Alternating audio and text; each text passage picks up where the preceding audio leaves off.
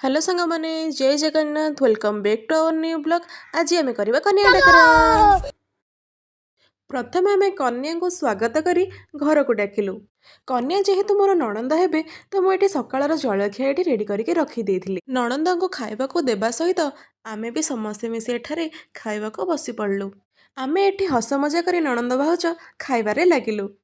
तो आपण माने आंकु तो केबे देखि नथिबे, ये हेउचंदी मो सासु माँ। मामा एठी पचरा उचरा करथिले काहाको कौन दरकार अछि। तो एई देखंतु बेहेरा बाबू मन ध्यान देई तांको स्टाइल चिकेन कषा करिवारे लागी पड़छन। ये होची हमर छुटिया बारीटे।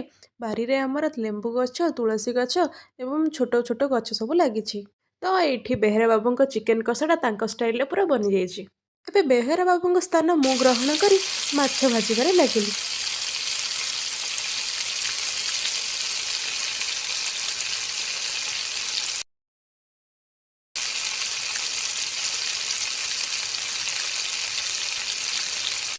एठी मोर खराबेलार खाइबा सब रेडी कर देइछि एवं मो नणंद को खाइबा डाकिबो बसई देइछि। एबे आमे समस्ते एकाठी बसी हस मजा करी खाइबार लागिलु। ओडिया रिचुअल अनुसार कन्या डाकरारे तोरणी होची हमर मुख्य।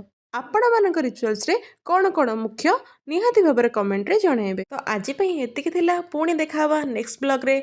जदि वीडियो भल लागिला लाइक शेयर एंड सब्सक्राइब करबा को जमारू भूलिबेनी। रहिली जय जगन्नाथ, जय मां समलेई, बाय।